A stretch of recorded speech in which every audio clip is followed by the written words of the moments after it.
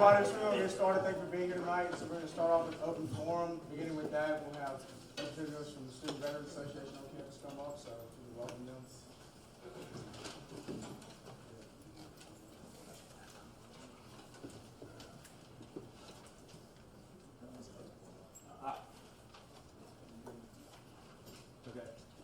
Hello all, my name is Benjamin Barenton. I am the president of the Student Veterans Association on campus. A little bit about me. Currently serving, I'm still in the National Guard, got 12 years in. Done a range of jobs, got off active duty in December, started school here as an undergraduate in January. Started getting really involved with on campus. Sorry, I was laughing at our liaison over there. Student veteran on first day of class.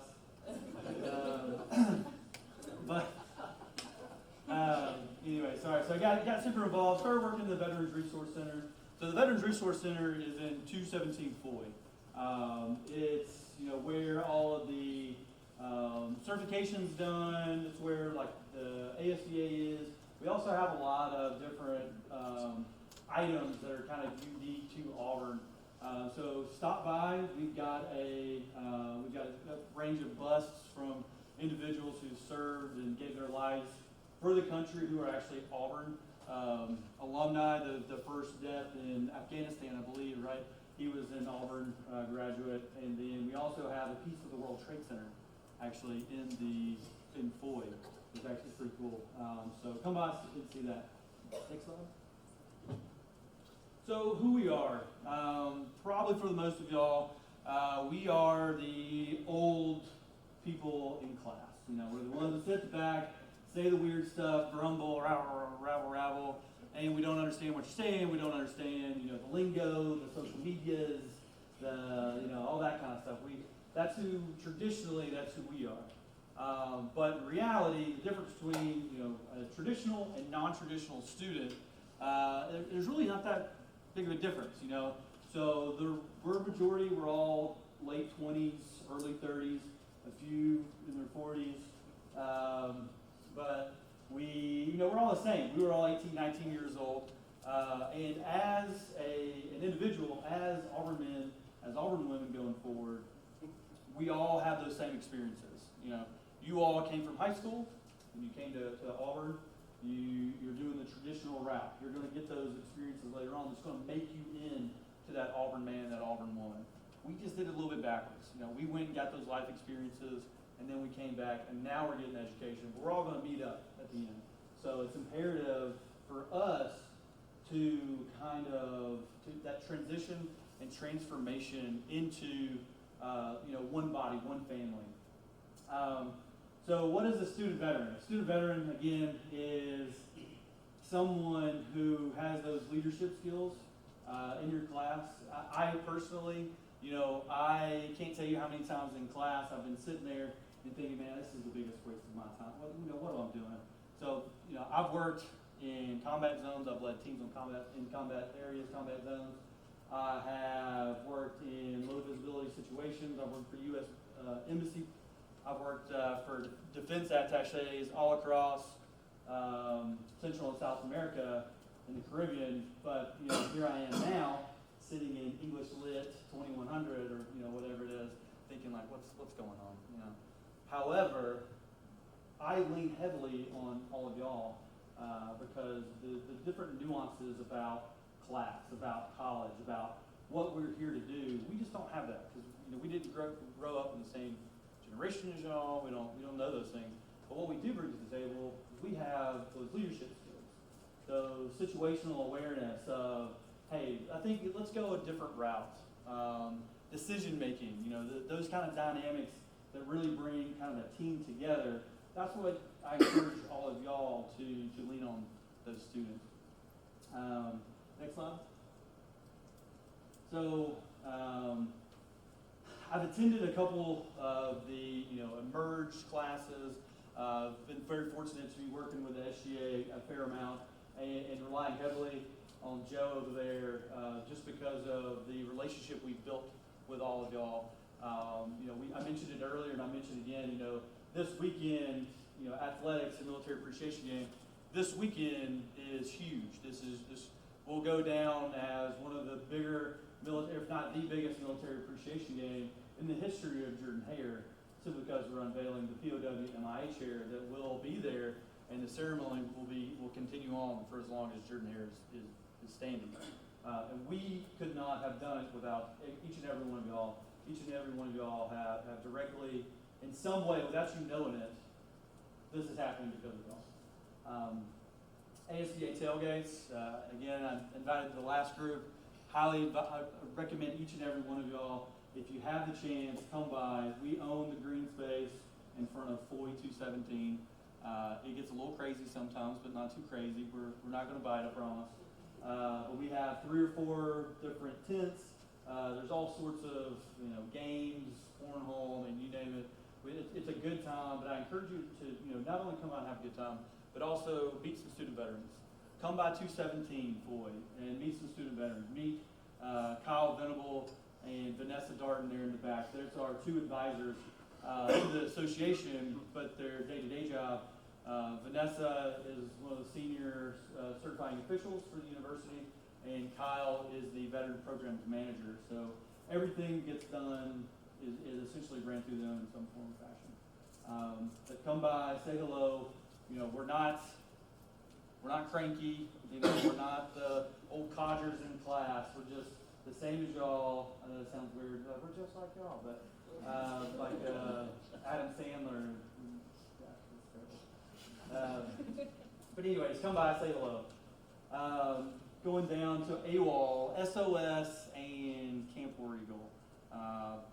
Pretty much everybody in here, we either went through one or the other, right? And SOS is probably targeted toward the older crowd. The transfer students a little bit different. Well, even for us going through it, it's difficult. Even though it's targeted towards that older student, it's not really targeted to those non-traditional students.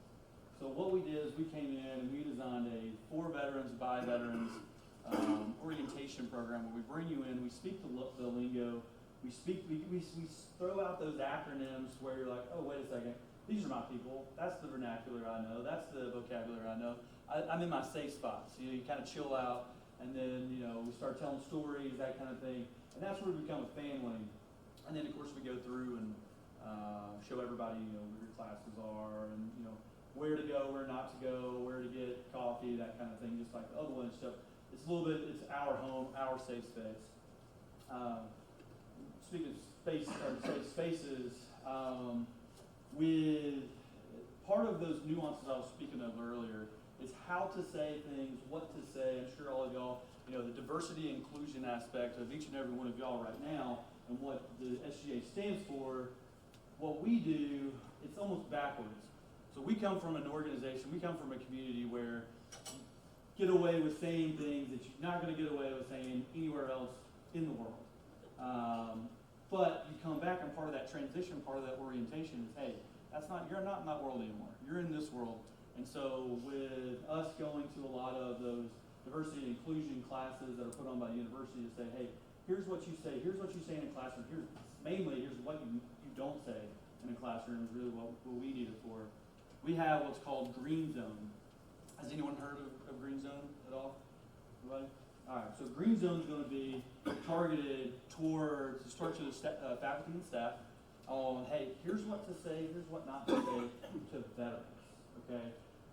Here's how to ask those questions that you may be curious about, but you probably shouldn't ask in a public forum. The number one that we hear is, how many people have you killed? Have you ever killed anyone? Life's not a movie. Not everybody goes over and does that. And the flip side of it, either someone did do that and they're having a negative reaction to it, or someone didn't do that and they think in their mind that's what a warrior was supposed to have done, and they're still going to have a negative reaction to it. You know what I'm saying? So we're building this program to where staff, faculty members can do that, and then eventually we're going to incorporate the student body as well. So that way, when you do recognize a veteran, when you do recognize the individual in your class that may not be the same as you, you know how to interact, and you can kind of bridge that gap, because communication is everything. although we want to know how to communicate to you all, we also know that it's imperative that each and every one of y'all knows how to communicate that. So going down, again, Draft House. So if you don't know, every second Tuesday at Draft House on the tumors, we have a benefit night. It's a range of different things. The first night was kind of the meet and greet. Hey, here's who we are. This is what we do. 10% of all sales goes to the Student Veterans Association. The second one we had was a 9/11 benefit night. So it was actually ended up being on September 10th. We had a panel of 4 people. Kyle hosted it. My father was in attendance. He's actually a student veteran here in the graduate program, but he was in the Pentagon when it got hit on 9/11, and so he was there. And so we brought it in, and we had a kind of, hey, here's actually what happened. Here's the stories behind what you've all read about. And then, we had a good time afterwards, and we paid respect. The last one we had last month was a little bit different. It was, we had open mic night, got a little crazy. We had people up there singing that probably should have been singing. We had one individual, Jonathan Housen, some of you may have seen him. He's extremely energetic and really loves Auburn University, loves Auburn Tigers, and he read poetry for like 2 hours off and on that he wrote himself. So it's a little bit of everything. Then outside, in between that, we just, we cut up, had a good time. So I encourage each and every one of y'all to come. The next one is in November. We'll push it out. The one we're going to do in December, we've actually are talking to a lot of student veterans are actually staff and faculty. And we're going to bring in study guides. So each hour, we're going to try to work it to where each hour is a different college. And so you can come in and you can study for your final via trivia. You can come in as a study group, and the trivia questions will actually be off of your study guides in your classes. It's approved by your teachers, obviously. But, we have the gala. It's next weekend, or weekend after next. It's a huge event. We have Noah Galloway. He's going to be our speaker if you don't know him. He lost his right leg. Right? Yeah. Yeah. Yeah. He was on Dancing with the Stars.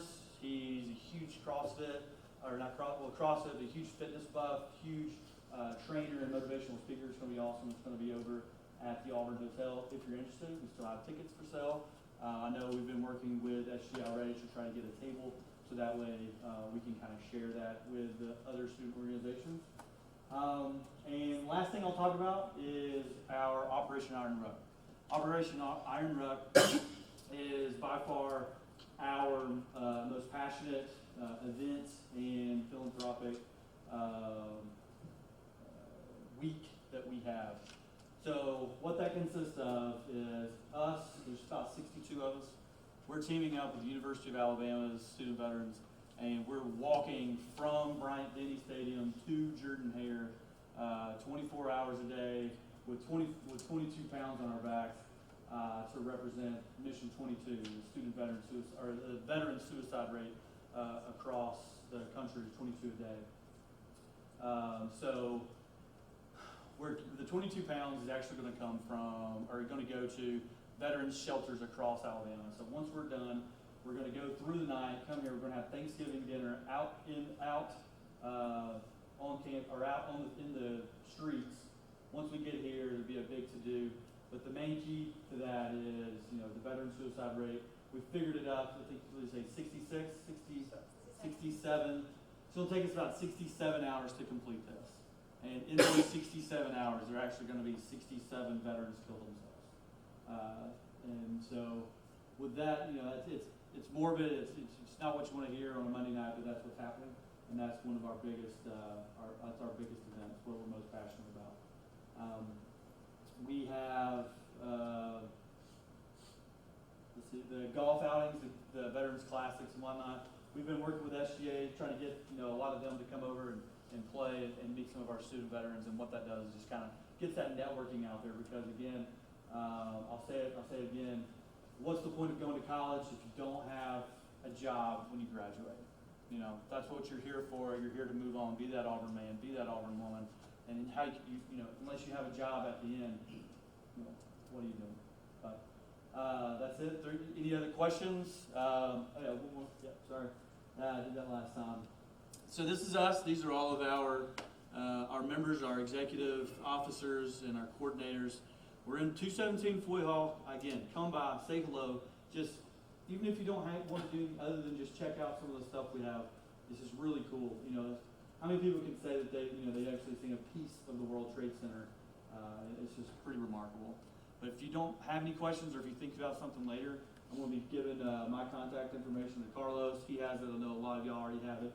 Again, you have our illustrious SGA liaison in the corner there doing an awesome job. Yeah, that's it. You sure?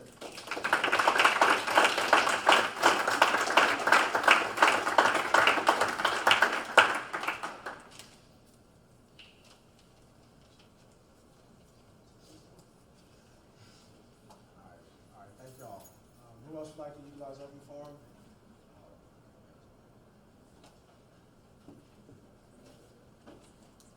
Hello, everyone. Heather Nance, Executive President. So last week I informed everyone that Dr. Jeffrey Fergus has sent out a survey to the engineering school about establishing a chapter of OSTEM out in science, technology, engineering, and mathematics here at Auburn. And as of last Wednesday, October 23rd, he sent out the initial summary report. So I will pass this around starting over here. Do be aware that on the bar graph, the colors for maybe and no responses have been switched. So what this means is that of the 186 responses, 175 of those came from the College of Engineering. He didn't include exact numbers on any of the graphs, but approximately 45% of respondents said that they were in favor of establishing an OSTEM chapter here.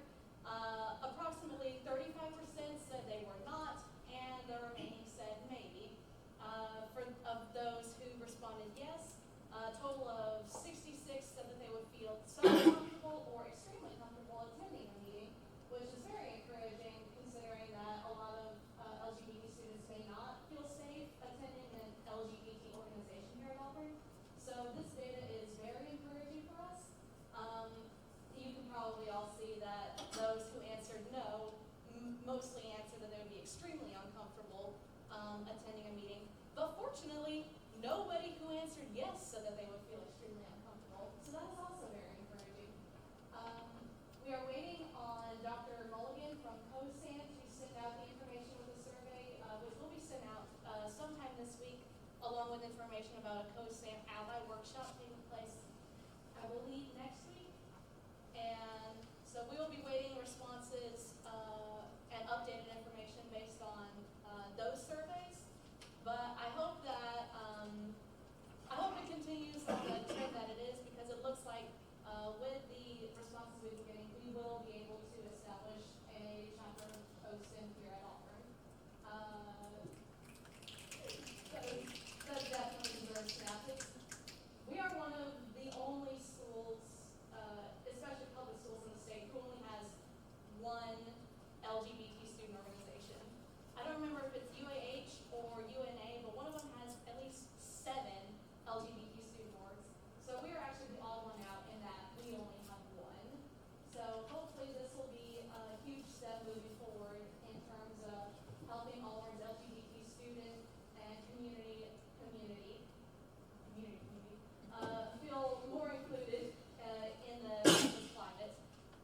And our meeting this week will be about faith and the intersection between faith and gender identity and sexual orientation. Because we live in the South, we will be focusing primarily on the effects of Christianity and our experiences with it.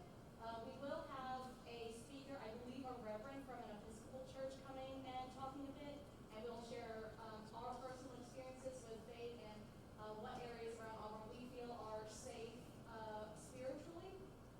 And for those of you who feel like getting dressed up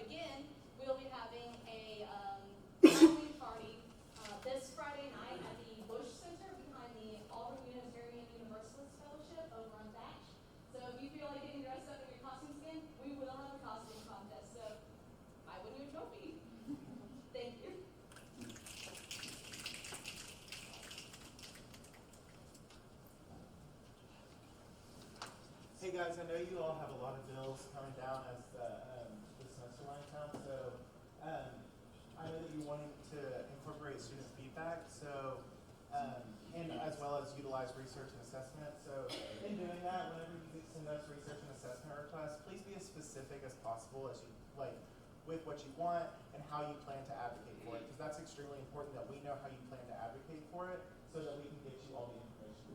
Thank you, guys.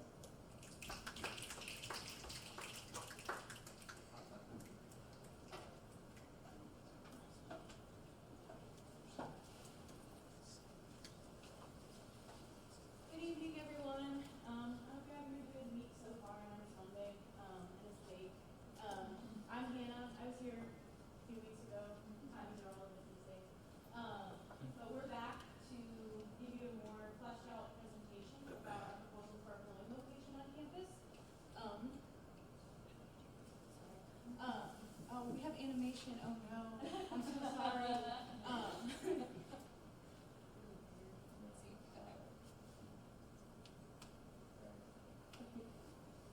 I try to get fancy. I apologize. Oh my gosh. Okay, so first off, why are we advocating for this? So the first thing is, I mean, more relevant to the county than us, but the administrative burden that's put on some of the other polling locations around the area is pretty significant. I don't know if anyone votes at Dean Road or South Clarion, but at peak hours, 120 parking spots, cars out into the road, long lines, doesn't cut it, and it's not efficient. So another polling location would help alleviate some of that. And then the second thing is furthering Auburn's University's engagement and commitment to civic engagement and civic duty and education.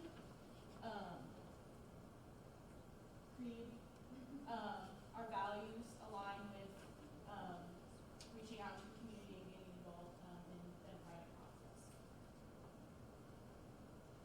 So this is important to us because 90% of Lee County is our age, 18 to 24. We are a very big voting bloc. We have a pretty big voice in the county. So it's relevant to us. It's relevant to Alabama politics. The Board of Trustees president is the governor of Alabama, so therefore our vote in the governor's election essentially chooses like the spearhead of our university. So it's relevant in that way. And then again, administrative burden. South Clarion College Motel served 16,000 registered voters in 2018.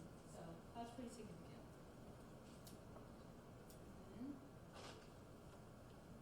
So if you say roll tide, you're more likely to be represented on the voter roll, because the University of Alabama has a polling location.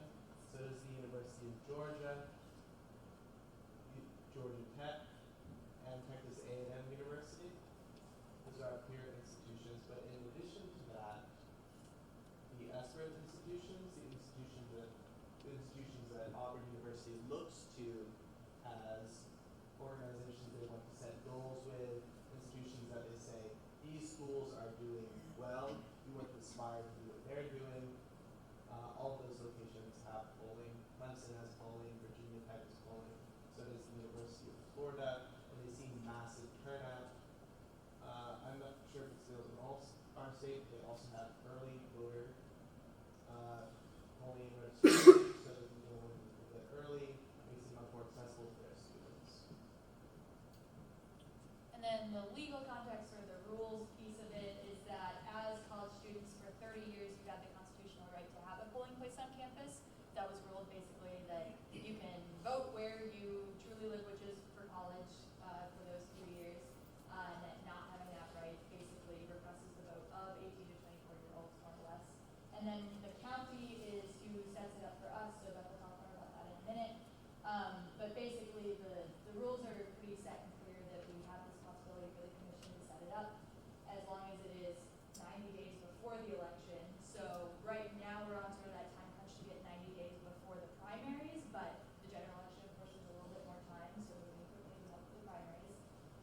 And then our general counsel Hammer, so the university lawyer essentially said that there are no legal barriers here, so we should be fine moving forward. And so we see this, the polling location, as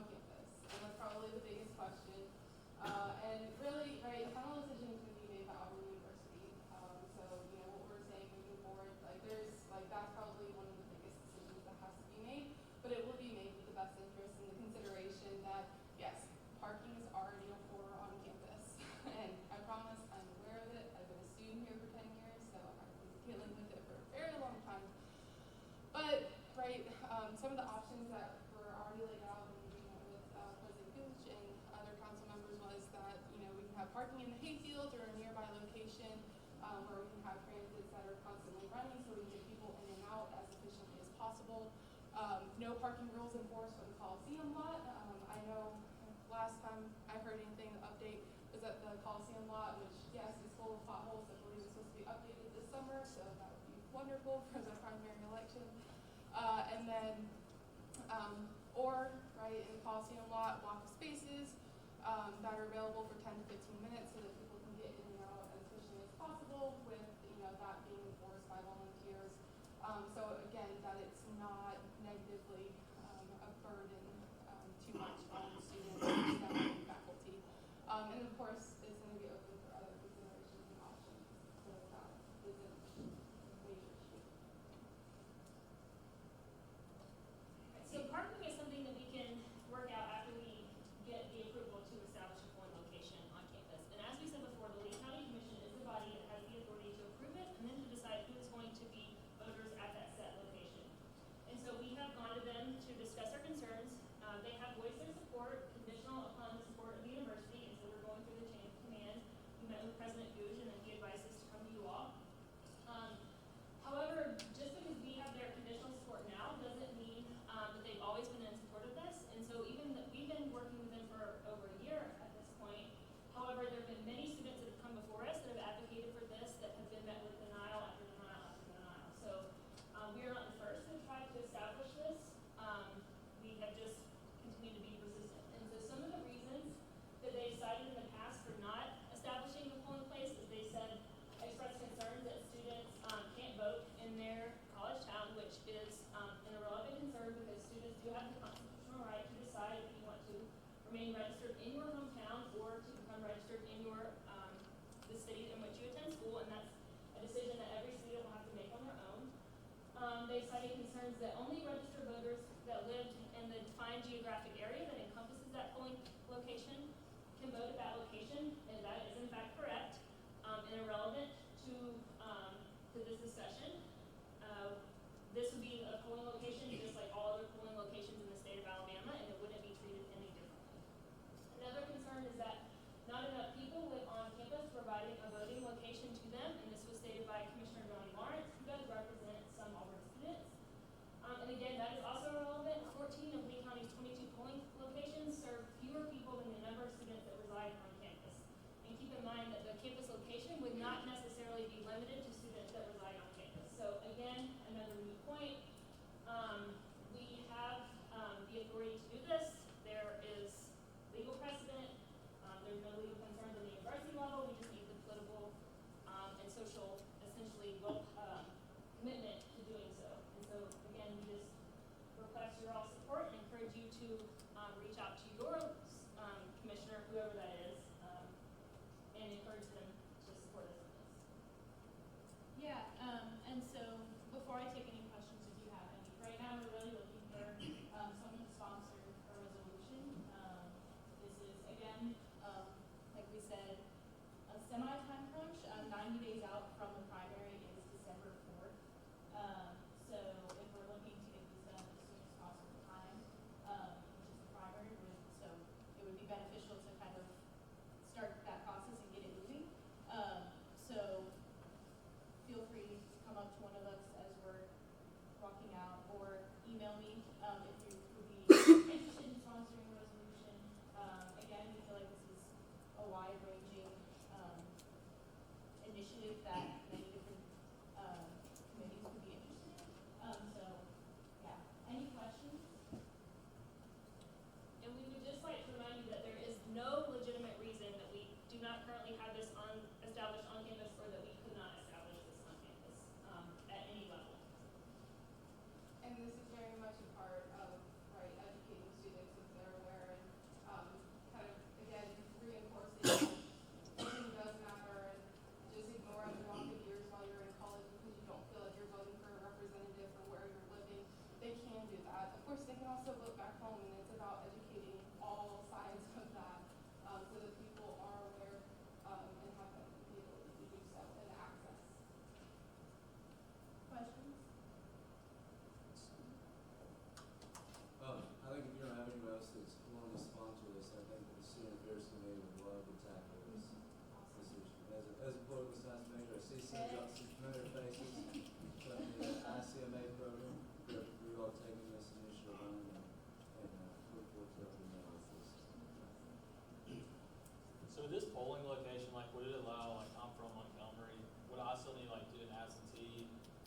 filling out for Montgomery, would I be able to vote at this polling So, location? where do you live? In Auburn, off Shelton Mill Road. So you're allowed to register to vote here. I live on Shelby Hill, and I'm registered to vote here. You're allowed to vote here. Please don't double vote. I've been registering students this semester, and someone asked me like, "Can I vote in both places?" And I was like, "Please no, please." So yeah, you're allowed to register to vote here, and just don't vote at your last location, and so that would allow you to vote here. The wards, so that is a commission decision. So we don't really have a lot of say of how they draw the wards and whether, like you and I would be at the polling location on campus. But It would give access to at least some of the students who live in the surrounding area. And I think also a piece of that as well is like bringing up this, like just that discussion, right? You ask that question. A lot of students don't think about that at all, right? It's like, okay, am I voting, right? Like, can I vote locally? Like, I had no idea when I was an undergraduate student that I could vote, even though I was like, well, this is where I'm living. This is where I spend most of my time. I should be voting on representatives that are here. So that kind of leads into just a great opportunity, and also like to educate on other things. Like, so if you did decide to vote, based on your permanent address in Montgomery, right? You would have to do an absentee ballot, and also this year, beginning this year, if you're submitting an absentee ballot, you have to also submit a scan of an identification card. So that's again something else and another opportunity to have that discussion. And so something we didn't put up here, but that's like another part of this initiative is there's election buses starting in March. So if you're not zoned to this polling location, you can take the bus from campus to your polling location. That's what I'm gonna do in March. So yeah. And so the first thing you have to ask yourself is, where do you want to vote? Would you rather maintain your citizenship, your voting eligibility in the county from which you're from, which may be Montgomery, or would you rather vote here and have the ability to vote in our local elections? So that's your first question. And then the second question is, it will depend on how the commission determines to redistrict. However, keep in mind that we're only advocating for one polling location, but Auburn University has lots of resources and would have the ability to offer facilities for multiple polling locations. And so there's nothing to say that Auburn University has to only have one polling location. They could, we could use facilities and could open up the university to serve multiple locations. The commission will have the authority to determine who's going to be served by which. Yeah. I was just also going to say I'm also interested in sponsoring the bill, so I guess I'm Awesome. Yes. Thank you.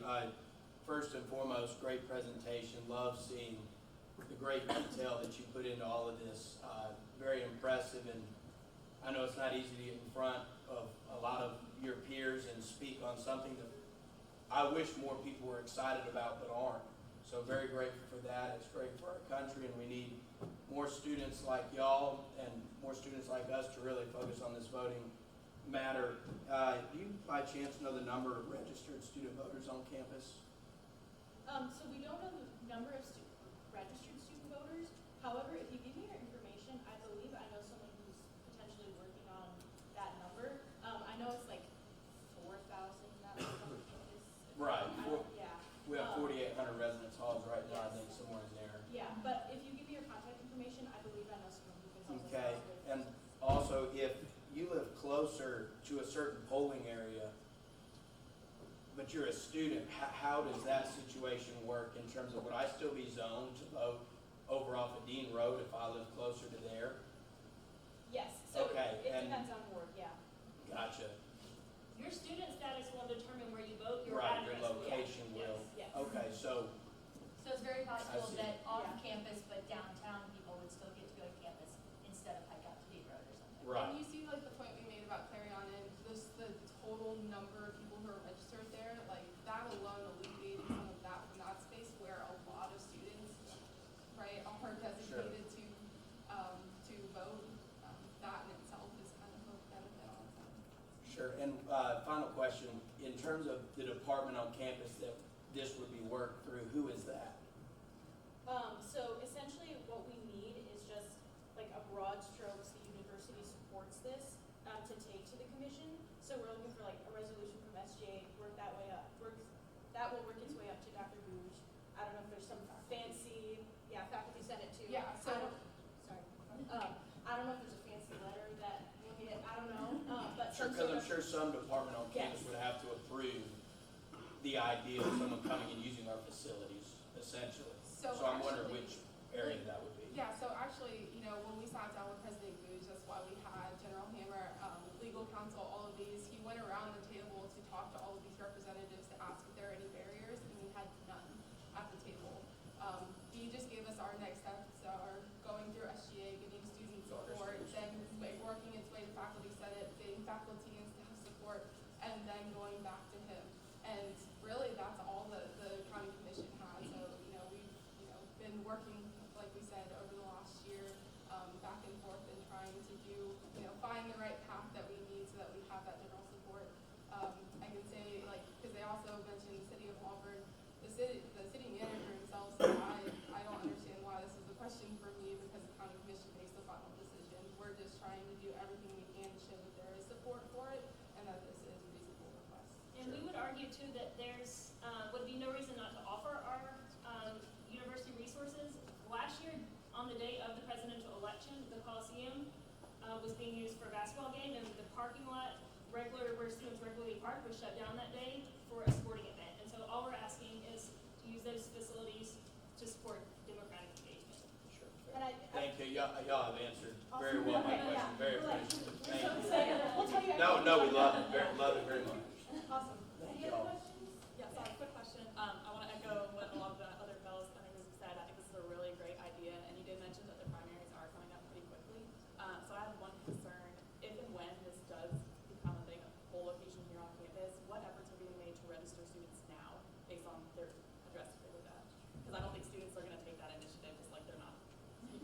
There are a lot of questions surrounding them. It's confusing. So I wanted to know if you or another body was going to work on registering people. So yes, we're part of another organization. I've actually registered like 115 students this semester alone. And I do think that the barrier is them not knowing. Like I didn't know that either until Beth was like, look. And so I think once, at least from the people I've engaged with and registered, once they know that they're allowed to do that, they're more willing to like take a form. Because I mean, it's harder on a concourse or like doing that kind of stuff. So I think it's education going out. It was our plan to go out and register students and let them know that this is possible. Kind of piggyback off of like, hey, there's a polling location on campus, and also you're allowed to vote here. Is kind of where our position was on that to like keep moving forward with education. So, yeah. And as we've said, this is just one effort to kind of institutionalize democratic engagement. So we also want to work with housing agencies, so on campus and off campus, to one, we're going to put up flyers about, with QR codes, what register to vote. These are your representatives for the Board of Education district, commission district, local district, that sort of thing. But also work with them to institutionalize it. A voting registration form is becoming part of your lease paperwork. And then creating a form at the end so that we can notify the Lake County when students move out of Lake County, so that they can be taken off and we can maintain updated rules. And if you were to talk about the most efficient way to educate our students, that would be Camp Regal at the SOS. You can register to vote here in Auburn if that's what you want to do before you even move in, because you have an address on campus if you're living on campus, and if you're living off campus. So if we could incorporate that into Camp Regal, encourage that civic engagement early on, get folks registered at SOS and CWE so they can vote for the 2 years of the president of the university. That would really be the most efficient way to get the education started. We get folks to register early because there are deadlines for registration. A lot of people get up to the election, they're excited to vote, realize they can't. Yeah, and the really great thing is if you are a resident of Alabama, so students who come here are already residents of Alabama, you can do it online. We don't even have to make you fill out paperwork. That's something that you thought. But to do it online, you do have to be an Alabama resident because it requires your license. Thank you. Yeah. Well, thank you. And I'll email. Oh, sorry, I'm shooting an email now. Awesome. Yay. Okay.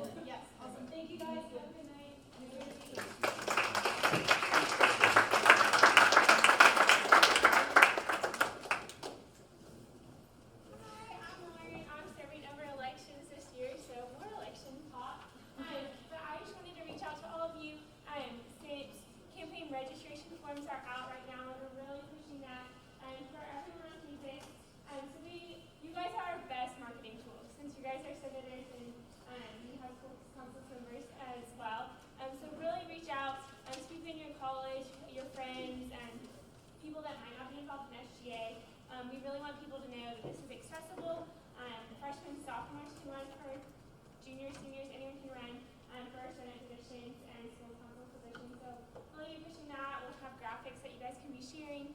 And just feel free to share your experiences with people in your college, why you like being a senator, how you feel like you're helping the school. And since we really want students to feel empowered and they can really make a difference on Auburn's campus, our tagline this year is Be the Voice. So that's what you guys are in here, and we want students to believe that. They can do that as well. So we're going to have record number of students running for Senate and school council positions. We'd love your help on that. And so those are due Wednesday, November 20th, as well as major candidate positions, so president, treasurer, and vice president. So if you guys are interested in running for those, if you have friends, anyone, please encourage that. We want to see a lot of applicants come in and submit their campaign registration forms. We're trying to switch the terms from declarations of intent to candidate registration, a little less intimidating. So that's what we're going for there. And Miss Auburn nominations are also out. So if you're in any organization on campus, please nominate someone. Any fraternity, sorority, any like certified organization on campus or residence hall can nominate a junior female for Miss Auburn. So those are due November 13th. That's a Wednesday at 5 on AU Involved, as well as the other ones due the next Wednesday at 5 on AU Involved. So be looking out for that. Feel free to reach out to me with any questions. We'll be having info sessions for both Miss Auburn and then major and minor candidate positions. So there's one for Miss Auburn on Wednesday at 4 and 2225 right over there. And then next week we'll have one for major and minor, and then as well as Miss Auburn. So be looking on the graphics for those dates. We'd really love for you guys to send anyone you know that's just even slightly interested to come on and hear what we have to offer and just be sharing with the constituents and friends about these opportunities. We want to make Auburn a place where all these students can have their voice be heard. So, you guys.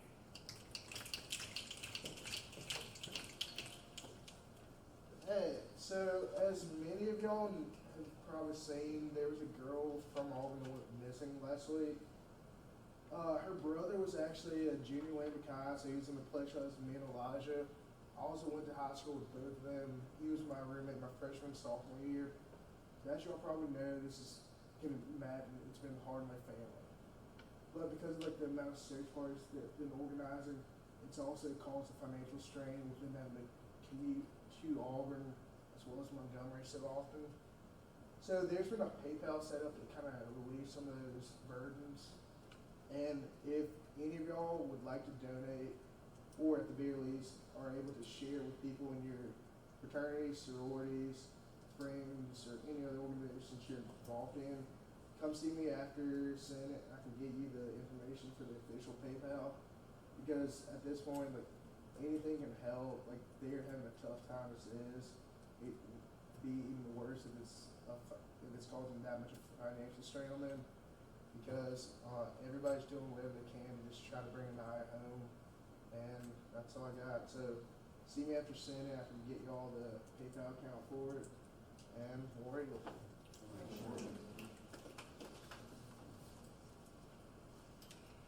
Does everybody else have to utilize open forum? Alright, so now we're moving to roll call. So senators, please look at your eye clickers. Click A.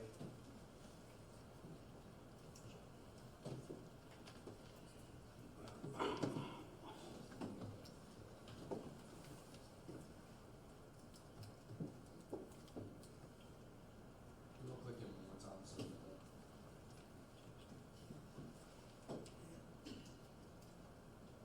anybody's not with me. Besides. Yeah, besides. Okay.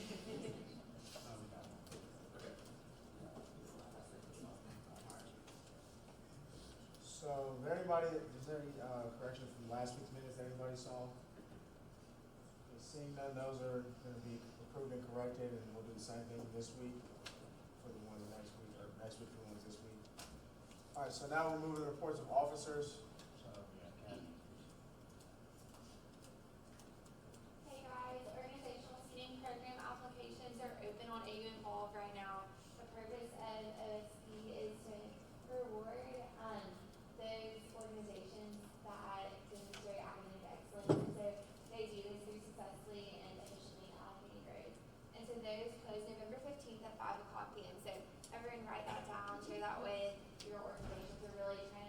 have a big outreach push on this that every organization has an opportunity in the big pocket. Family Fridays will be this Friday from 11 to 1 on Peter Lawn. This Family Fridays will be partnering with all these different organizations on Auburn's campus that are Friday campus hungry. So it will be a really great opportunity to engage in incredible conversations as well as have a dessert and get to know students. So thank you all.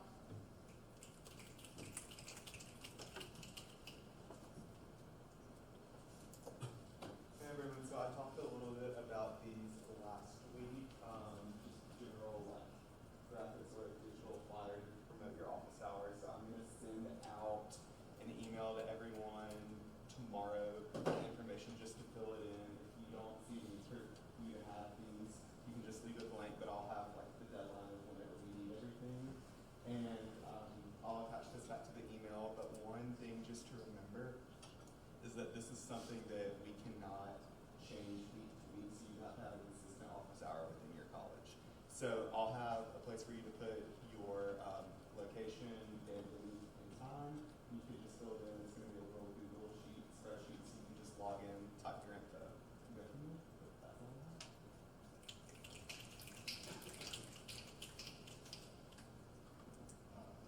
That's all I have.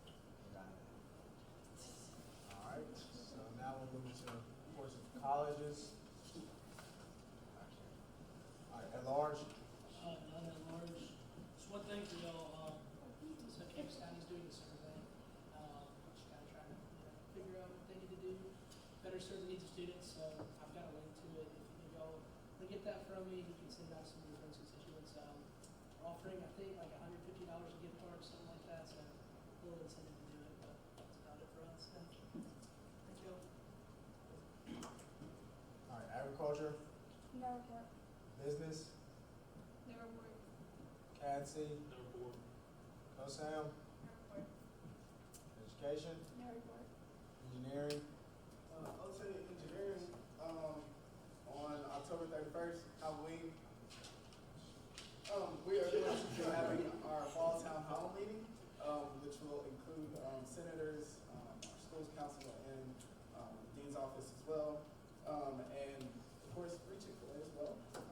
And so we just encourage y'all that if you guys know any other engineers that we may not be able to reach, encourage them, tell them, come out. It's at 12:30 in the BK Grand Hall or Brown Copel Grand Hall. And yeah, it's gonna be a great time. Alright, forestry and wildlife sciences, No report. grad school. Very grad school. Just two quick updates. So the Graduate Student Council today got to meet with Ms. Fuller, who is, she's an admin for the grad school at Hargis and we discussed transportation and housing for graduate students. So I don't know if any of y'all are aware, but I mean, as Auburn in general, there's not even enough housing here for like freshman students to live on campus, let alone like any other students. So a lot of our graduate students also are international students, and so a lot of times them coming onto campus or coming to Auburn, it's difficult for them to find housing. So it's been a discussion are having ongoing with the grad school to try and fix. So just kind of quick update on that. We're still trying to work out the kinks of that, figure it out. Other thing is our next graduate student council meeting is this Wednesday. It's in Brown Hall on the second floor at 7 p.m. So you're more than welcome to come if you want to see how that runs and see what some of the issues facing graduate students are. So thank you. Alright, human sciences, No report. liberal arts, No report. nursing. Rob, nursing. Hey guys, just let you know that we're at the very beginning stages of partnering with the Student Nurses Association to do some kind of philanthropic event or some kind of drive for our community. So I'll let y'all know as that happens and if y'all can help in any way. Thank you. Alright, vet med, Sure, VetMed. I just wanted to share today, we met with, me and my school's council representatives at VetMed got to meet with 2 deans of our college as well as a bunch of class officers. And we basically did a walkthrough similar to format of Safety Walk, where we walked through the VetMed campus and identified different projects that needed work, just basically like eyesores related to facilities, things that people might have considered to be too minor to bring up just as like one singular issue, and basically compiled a list that we're going to bring to facilities via email or via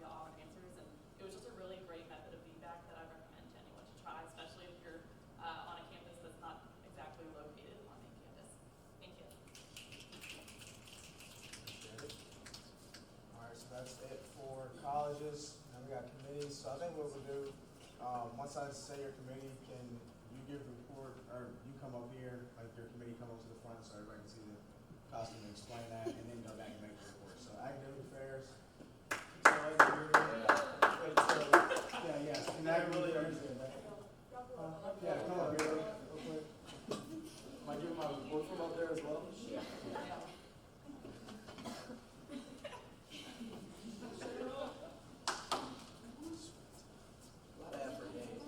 Oh yeah, happy Halloween. So, give the report now. Yeah, say what you want. I know what you want. Okay, we're Cat in the Hat, and these are my things.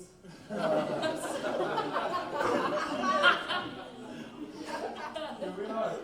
I was gonna get my committee report to rhyme, but it took too long, so this is our costume.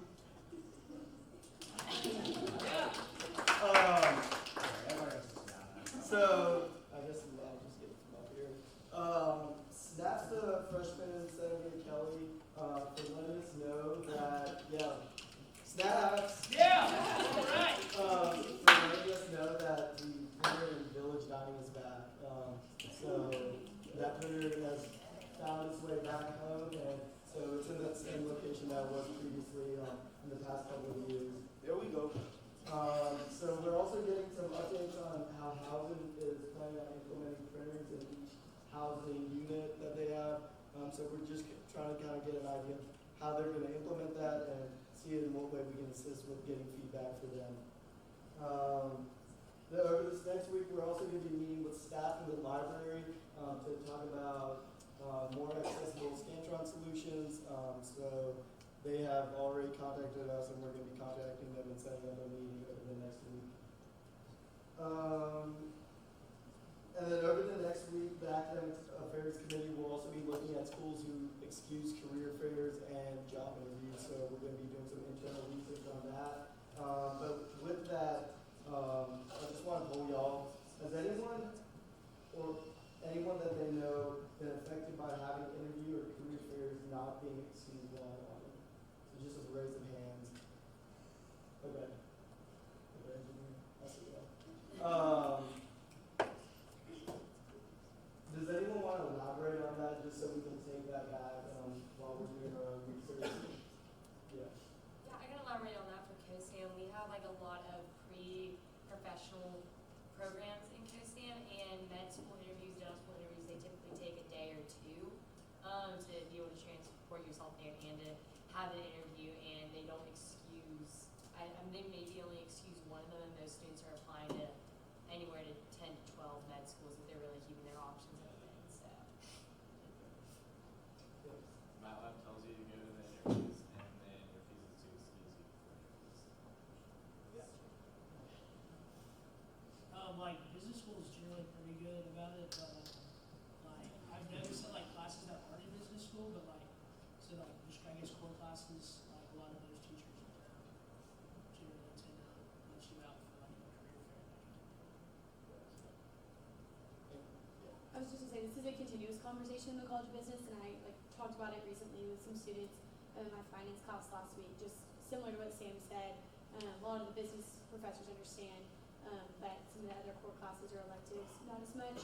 And then also similar to what Maddie said, a lot of interviews are moving towards like a full day style where you take a tour and have lunches and multiple rounds of interviews, and so it really does take the whole day, and then especially if you include traveling to some of those locations. So.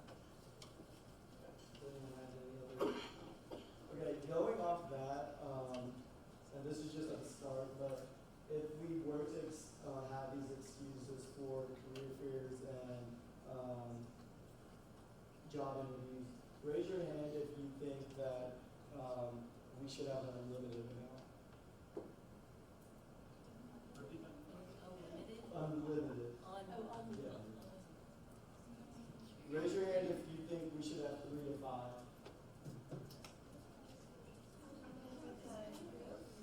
Unlimited with like proper verification. Oh, yeah. Okay, so unlimited, do you have a question? Oh, are we voting on unlimited? Yes, Proper yes. verification? Unlimited with proper verification.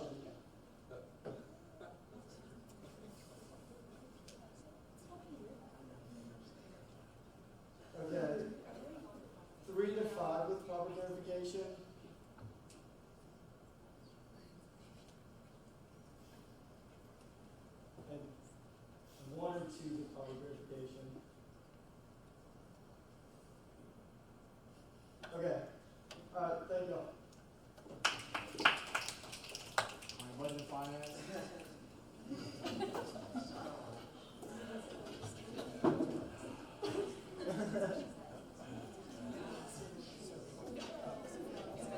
Alright, everybody, shh, they're not going up.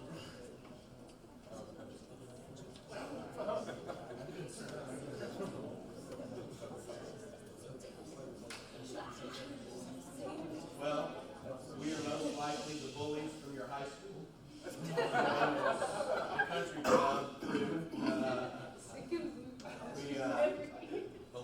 had some great initiatives. Sam bullied me all throughout high school, so very fitting. But, yep, here we are. I have PTSD now. Great, I know. Great job to the team. It's kind of my first time doing it. All right. Rhett, I like it. All right.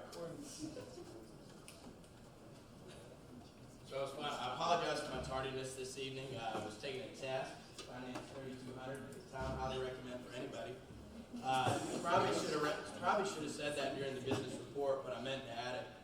If you need an elective and are willing to kind of take maybe a bit of a tougher class that you might prefer for an elective, risk and insurance is a great choice, very practical in your daily lives. So I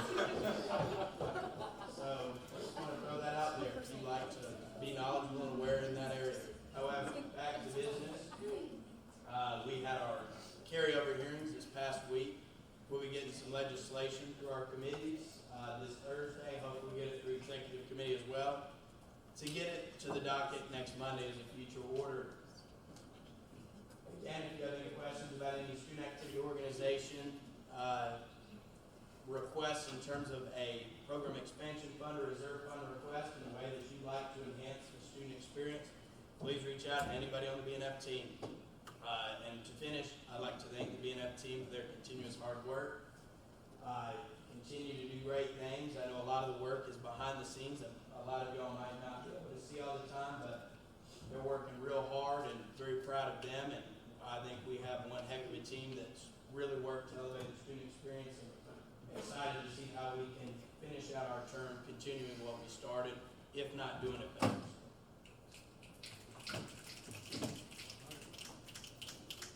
Color laws.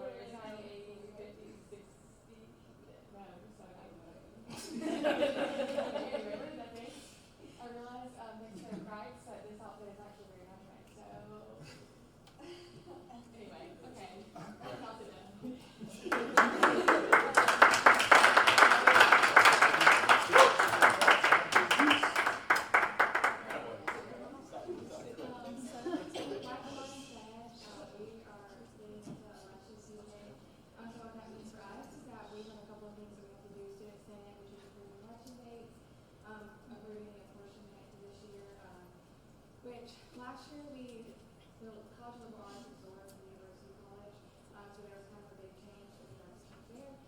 So there shouldn't be as much of one, but we're working with Kirsty and Brown on that just to get all the numbers right, and then we'll also have a couple of elections opportunities that will be coming through very shortly. So. Inclusion and diversity.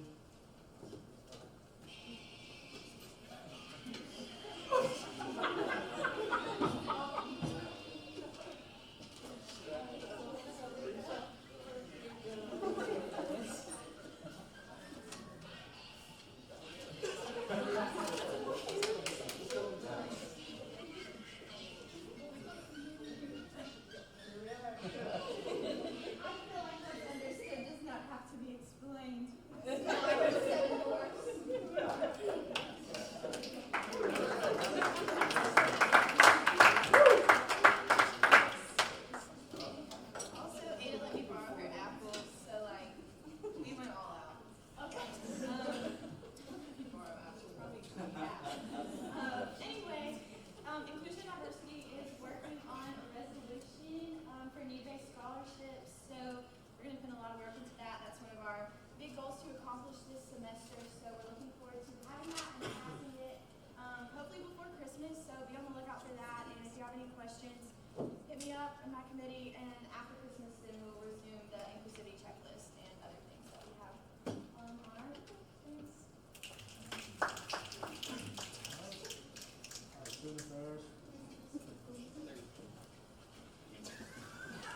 Chitula.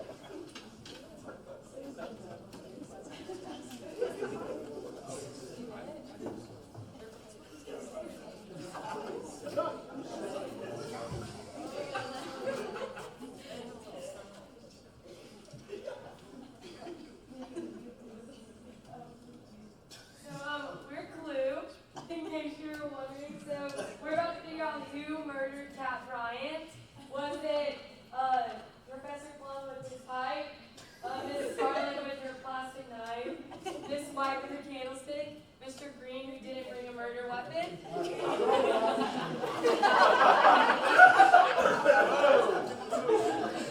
Colonel Mustard also brought a knife. Miss Peacock with a revolver.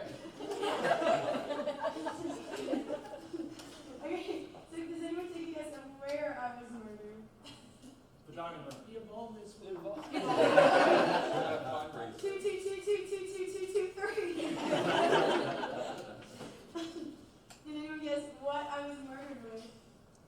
Revolver. An eye clicker. And who murdered me? It was Pearson.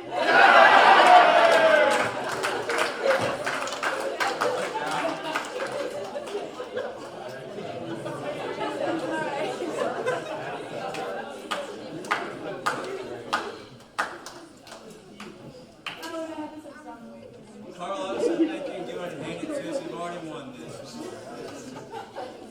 A couple things coming up. Next week we'll have a dining presentation from the feedback of the Garnish. Look forward to present that to you all. This Friday will be the IFC service luncheon. Be sure to stop out and thank our servicemen here. They would do so much for this community, and look forward to seeing you out there. It will be at Signal.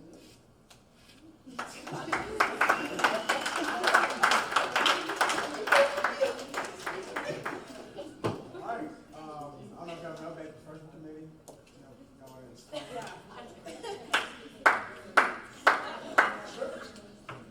So we were supposed to be, y'all know the Mean Girls movie and they did the little Christmas dance?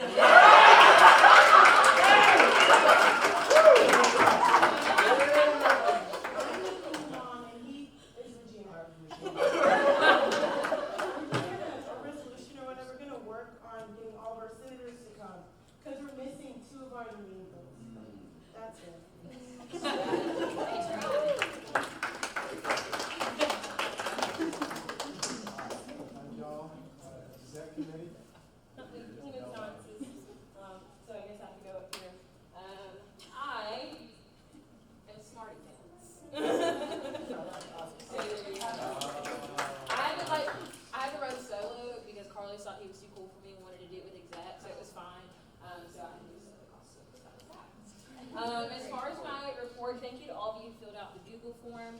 I'll be doing a presentation on my findings from that and kind of the next steps. Kind of consolidate all of your office hours next week. Jack and his team did a really awesome job of helping create that graphic. Now, if we want to actually put it into use, we all need to have the same time, same location for our college office hours so we can advertise those to our students and our constituents. So that is my goal for like the end of the semester. By next semester, once everybody has their class schedules and things filled out, we all have a set time and day for our office hours, so we can start to produce those marketing materials, put them up in our colleges, and inform our constituents of how to be able to reach us. Last thing for me, so last Thursday we did a work session with Senate Exec.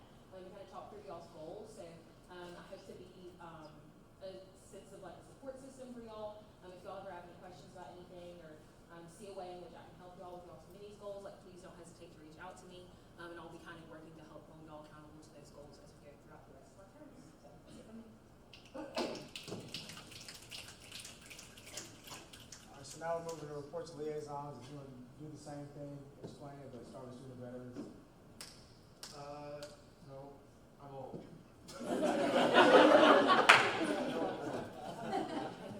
Alright, ISO. Breathe Love, ISO. I also am old, except I didn't know I just wore a robe. So, I actually got a report. So this next Wednesday, November 6th, is ISO's annual Peace Dinner, which its whole goal is to have an event where there's a reason for domestic students and international students to be together and try not to deliver food. So within ISO, there's a bunch of different like country organizations, and 15 of those country organizations are going to be represented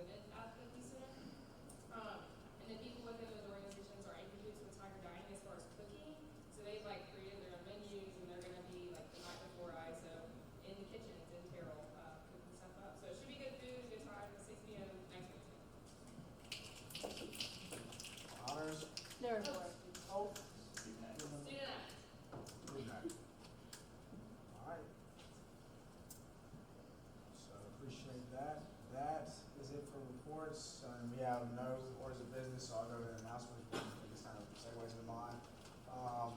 Yeah, so I know legislation tonight. I know we got a lot of stuff everybody's working on, but it's kind of the part where we're kind of unfortunately getting to the end of our terms, but just to make sure we're staying motivated with everything. Keep on working with all your constituents, your schools council members. Don't forget about them. Keep them in the loop about everything. So yeah, just get over the hump of us. I know I got to as well to make sure we're still staying efficient with all that. But I know everybody's working on things that'll be coming through the next couple of weeks. But that's that. So next thing, student veterans kind of had in their presentation, but this weekend will be the revealing of the student. The POWMIA Chair of Honor. So continue to spread the word about that.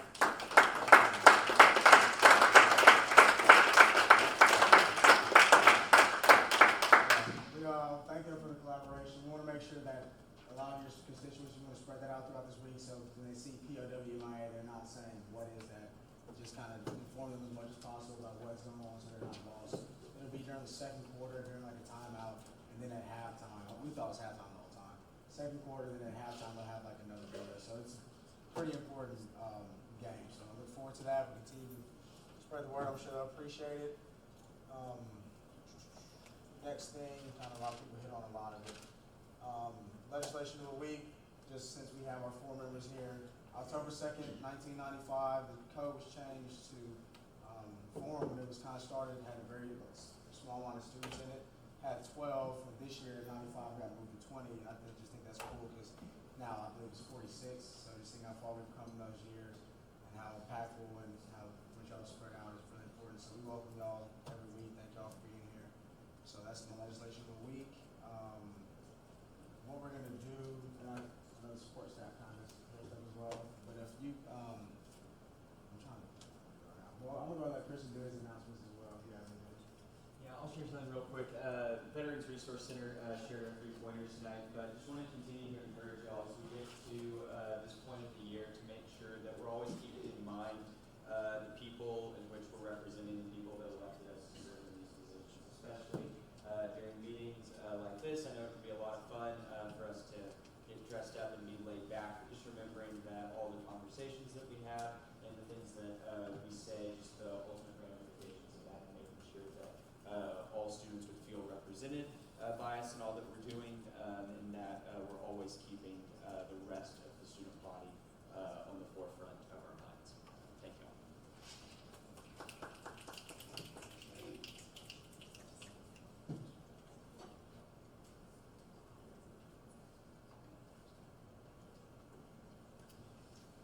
Alright, so, that was my other thing. Afterwards, the student or Senate liaisons, if y'all can stay behind, and the prospective ones, the ones that are currently up here, just for a couple of minutes, I gotta talk to you and give you a form about something, but if y'all can stay behind, that'd be much appreciated. And then we have a vote of who had the best costume, and it was 2. So, so I'll give it to everybody. Has did a great job, and we appreciate it. Next week we'll be back to business professional for sure. But thank y'all, and I'll talk to y'all about what you get as a prize. But beyond that, is there any more announcements, more business? All right, seeing none, this meeting's adjourned. And you got a cookout every time. You got a cookout. After that, you're the man, man. Keep it up.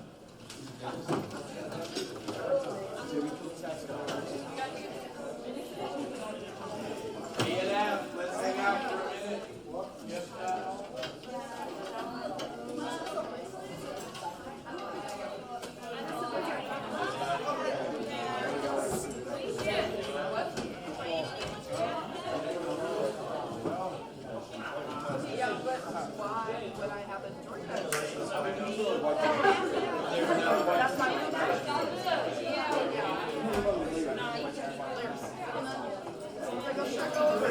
No, it is not.